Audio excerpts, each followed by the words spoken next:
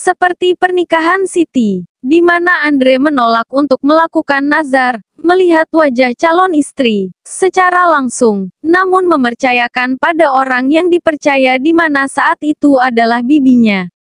Maka Zain pun melakukan hal yang serupa, dengan mempercayakan semuanya pada sang kakak kandung, Amira. Zain hanya tersenyum saat kakaknya Amira bercerita jika Lela adalah wanita yang bukan hanya baik akhlaknya namun juga cantik wajahnya. Di balik nikopnya Amira bercerita bahwa dia tak menemukan celah di wajah calon adik iparnya. Setelah acara lamaran resminya dilakukan, di mana kedua keluarga besar dipertemukan untuk membicarakan tanggal yang tepat untuk dilangsungkannya acara akad pernikahan Lela dan Zain. Maka mereka mengambil keputusan jika pernikahan dilakukan semakin cepat maka itu semakin baik. Sehingga dipilihlah tanggal dalam waktu dekat ini. Segala persiapan pun dilakukan. Walaupun acara pernikahan akan dilakukan secara sederhana namun tetap butuh persiapan yang matang. Kini hanya tinggal seminggu lagi menjelang hari pernikahan. Anita di tengah kesibukannya juga menyempatkan diri untuk membantu kakak iparnya Amira menyiapkan segala sesuatunya. Mereka berdua tengah sibuk menyiapkan hantaran pernikahan. Sambil sesekali diselingi oleh rengekan anaknya Amira yang masih bayi. Tak lama Zaidan datang untuk menjemput istrinya, disusul oleh Zain yang baru pulang kerja. Keduanya lalu membantu sang kakak juga Anita menyiapkan hantaran. Dengan diselingi oleh senda gurau Zain yang memang selalu ceria dan penuh tawa. Diam-diam Amira sang kakak memperhatikan kedua adiknya. Melihat Zaidan dan istrinya yang terlihat akur juga bahagia. Juga Zain yang sepertinya juga bahagia menyambut pernikahannya. Amira diam-diam pula menitikkan air matanya. Dia merasa jika kini tugasnya telah selesai. Dia telah menjalankan wasiat dari kedua orang tuanya untuk menghantarkan kedua adiknya hingga gerbang pernikahan. "Kenapa kakak menangis?" tanya Zain yang secara tak sengaja melihat Amira menyeka air matanya.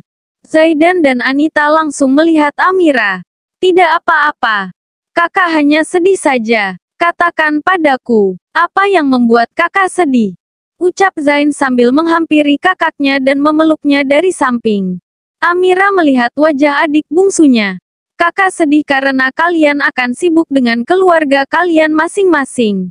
Kakak sedih apakah setelah mempunyai istri, kalian tetap masih akan membutuhkan kakak?"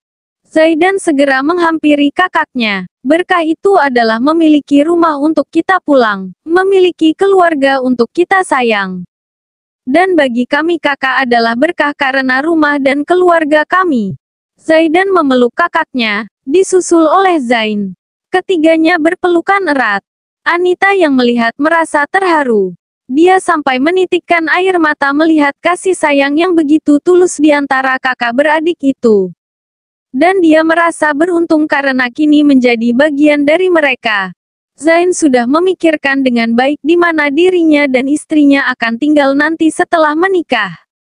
Karena itu setelah berdiskusi dengan kedua kakaknya, akhirnya dia memilih untuk membeli satu unit apartemen yang tepat bersebelahan dengan kakaknya Zaidan dan Anita.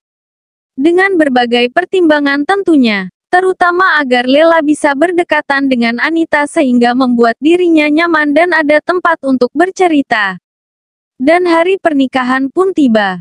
Pagi-pagi sekali rombongan mempelai pria berangkat menuju pondok pesantren tempat dilangsungkannya acara. Seperti yang lainnya Zain dengan lancar mengucapkan ijab kabul. Dan saat dirinya disandingkan dengan Lela yang kini sudah sah menjadi istrinya, Zain tentu saja sangat bahagia. Namun dia tetap bisa melihat dan merasakan jika Lela tak sebahagia dirinya. Zain tentu saja mengerti akan hal itu. Bahkan untuk membuat istrinya nyaman, Zain berusaha menjaga jarak agar tak terlalu dekat dengannya. Malam hari, sisa-sisa pesta pernikahan telah selesai dirapihkan, tamu-tamu telah pulang dan kini hanya tinggal para putra dan menantu Umi yang sedang bercengkrama selepas salat Isya berjamaah. Termasuk pengantin baru Zain yang nampak sudah sangat akrab dan berbaur dengan mereka semua. Sementara Lela sudah berada di dalam kamarnya. Sedari tadi dia tak bisa menahan rasa cemas dan ketakutannya memikirkan jika sebentar lagi Zain akan masuk ke kamarnya. Lela segera mengambil obat penenang pemberian dokternya. Mencoba menenangkan dirinya dengan terus mengambil napas panjang. Beristighfar dan menyebut nama Allah berkali-kali. Beberapa saat kemudian, Lela keluar kamar. Dia ingin mengambil air minum lagi. Namun langkahnya terhenti ketika dia melihat suaminya berada di dalam kamar Umi. Dari pintu yang sedikit terbuka, dia melihat jika Umi menangis sambil memegang tangan Zain. Pesan almarhum Abah untukmu suami putrinya. Tolong bahagiakan dia. Jangan menyakiti putrinya, secara lahir maupun batinnya lagi. Ucap Umi dengan berderai air mata langsung teringat akan penderitaan Lela dulu. Sekarang tolong pastikan di setiap sepertiga malamnya cukup doa yang dia panjatkan tidak dengan air mata yang selalu dia deraikan. Di setiap senyumnya, berikan dia tawa yang tulus bukan hanya pura-pura demi membuat kami bahagia. Di setiap air matanya, pastikan itu keluar karena bahagia.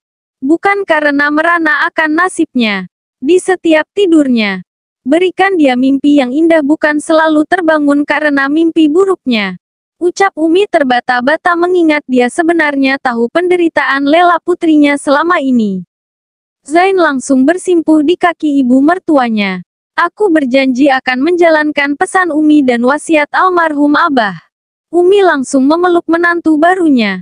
Sementara Lela yang mengintip sedari tadi juga sambil berderayan air mata tak bisa lagi menahan tangisnya. Dia langsung membalikkan badannya hendak berlari ke arah kamarnya. Namun ternyata Aisyah sudah ada di depannya juga dengan air mata yang berlinang. Keduanya langsung berpelukan erat sambil menangis sesenggukan. Aku baru menyadari jika kasih sayang orang tua adalah kasih sayang yang tak akan pernah habis mengenal waktu. Akan selalu ada meski jiwa sudah tak lagi ada di dalam raga. Lela terus menangis di tepi tempat tidurnya.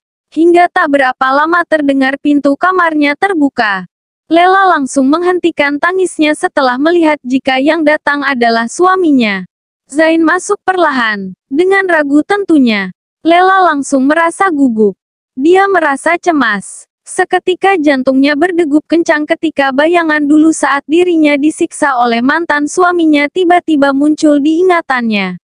Lela menjadi sangat ketakutan. Badannya gemetar apalagi ketika Zain terus berjalan menghampirinya. Zain merasakan ketakutan istrinya. Dia menghentikan langkahnya. Kumohon tenanglah. Aku tidak akan melakukan apapun. Lela yang mulai berkeringat dingin mencoba menenangkan dirinya. Namun rasanya percuma karena bayangan-bayangan itu terus bermunculan di ingatannya. Tenanglah, ucap Zain dengan pelan. Aku mohon tenangkan dirimu karena aku tidak akan melakukan apapun padamu. Tiba-tiba Lela berlari ke pojokan. Dengan wajahnya yang sangat ketakutan dia duduk meringkuk di sana dengan gemetaran. Ampun, jangan siksa aku lagi. Lela seperti tak sadarkan diri. Bergumam tak karuan, memohon dengan sangat ketakutan kepada Zain untuk tak menyakitinya. Betapa pilunya hati Zain melihat apa yang terjadi. Dia tak menyangka jika ternyata penyakit istrinya lebih parah dari yang dia duga. Zain kelimpungan. Dia terlihat bingung harus melakukan apa. Tak mungkin baginya memberitahu orang lain karena dia tahu Lela pasti tak menginginkan hal itu. Sementara Lela terus saja menangis sambil memohon padanya untuk tak menyakitinya. Zain segera mengambil ponselnya. Dia tahu jika saat ini satu-satunya yang bisa membantu hanya kakak iparnya, Anita. Tinggalkan dia sendirian di kamar. Ucap Anita di ujung telepon juga dengan panik. Tak banyak berpikir Zain langsung keluar kamar meninggalkan Lela yang masih menangis ketakutan. Lela terus menangis di tepi tempat tidurnya. Hingga tak berapa lama terdengar pintu kamarnya terbuka. Zain yang tertidur di dalam mobilnya terbangun ketika dia mendengar suara azan subuh yang berkumandang di masjid. Sambil menguap karena masih mengantuk, Zain meregangkan tubuhnya yang terasa pegal akibat dari tertidur di jok mobil. Dia lalu melihat ke arah luar mobilnya. Terlihat para santri berjalan berbondong-bondong menuju masjid untuk menunaikan salat subuh berjamaah. Zain yang terlihat ragu-ragu untuk keluar mobil mencoba untuk menunggu hingga keadaan sedikit lebih sepi. Hingga akhirnya setelah memastikan jika tak akan ada yang memperhatikan, dia keluar dari dalam mobilnya setelah mengambil kain dari dalam tas miliknya yang masih tersimpan di mobil. Sambil berjalan dia berharap jika tak ada yang tahu jika semalaman dia tidur di dalam mobilnya.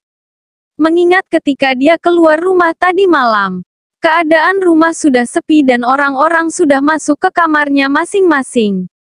Zain lalu ikut melaksanakan salat subuh berjamaah. Terlihat Alfian dan Andre di barisan pertama bersama para kakak iparnya yang lain. Namun dia memilih untuk tak bergabung bersama mereka. Setelah salat dia lalu memilih untuk mengikuti siraman rohani beserta para santri lainnya sambil menunggu matahari terbit. Awalnya Zain fokus mendengarkan ustadz yang berceramah. Namun tetap saja, kejadian semalam kembali mengusik pikirannya. Zain menunduk memikirkan istrinya dan apa yang terjadi padanya tadi malam. Lagi-lagi dia tak menyangka jika trauma yang dialami Lela ternyata separah itu. Dia terus merenung memikirkan betapa parahnya mantan suami Lela dulu menyiksa Lela hingga meninggalkan bekas yang teramat dalam bagi istrinya sekarang. Mengingat itu membuat hatinya geram dan marah. Tiba-tiba ponselnya bergetar. Zain segera memeriksa karena ada pesan yang masuk dari nomor baru. Zain kaget ternyata itu adalah pesan dari Lela. Maafkan aku atas kejadian tadi malam. Aku sungguh minta maaf. Lela duduk di sisi tempat tidurnya dengan perasaannya yang gundah dan was-was. Dia sesekali terus melihat ponselnya namun tak jua ada balasan dari Zain suaminya. Lela berdiri, melihat ke arah luar jendela dan mencoba mencari suaminya sekeliling. Namun dari banyaknya santri yang warawiri dia tak melihat sang suami dimanapun sementara dia yakin jika suaminya itu tak akan pergi jauh karena mobilnya yang masih berada di parkiran. Lela berjalan mondar-mandir tak karuan. Dia berpikir bagaimana jika suaminya marah padanya akan kejadian tadi malam. Dan bagaimana jika suaminya itu langsung mengadu kepada keluarganya terutama Umi. Memikirkan itu semakin membuat Lela cemas dan takut. Dia berharap suaminya tak melakukan itu. Karena sudah pasti keluarganya akan sedih dan kecewa padanya karena telah menyembunyikan penyakitnya selama ini. Belum lagi, hal itu akan semakin membuat ibunya sedih. Umi pasti akan merasa sangat terpukul mengetahui keadaannya yang demikian. Di tengah kecemasannya, tiba-tiba dia dikagetkan oleh suara pintu yang terbuka. Zain masuk ke dalam kamarnya dengan perlahan. Beberapa saat kemudian, kedua pasangan suami istri baru itu tengah duduk di sisi-sisi tempat tidur dengan saling membelakangi. Lela terlihat ragu. Dia tak melanjutkan perkataannya. Aku sudah tahu semuanya. Zain seolah tahu apa yang ingin dikatakan sang istri. Tentang trauma yang kamu alami. Aku tahu semuanya. Lela tentu saja kaget. Apa dokter Anita yang memberitahu? Ya, Lela terdiam sejenak. Hening. Lalu, tanya Lela tiba-tiba. Aku akan menunggumu hingga sembuh. Lela kaget. Bagaimana jika tidak sembuh? Tanyanya pelan. Tidak ada penyakit yang tidak bisa diobati. Selain berdoa kepada Allah kita juga akan terus berikhtiar. Aku yakin kita bisa lewati ini bersama. Jangan biarkan penyakit itu terus ada di tubuhmu dan menghalangi mimpi-mimpi kita. Berusahalah untuk sembuh karena aku akan selalu ada di sisimu dan mendukungmu. Lela terharu mendengar jawaban Zain. Terima kasih, ucap Lela pelan seraya menitikkan air matanya. Lela menangis bahagia. Semua perkataan Zain barusan sungguh telah membesarkan hatinya. Dia merasa bersyukur karena suaminya itu ternyata sangat mengerti keadaannya.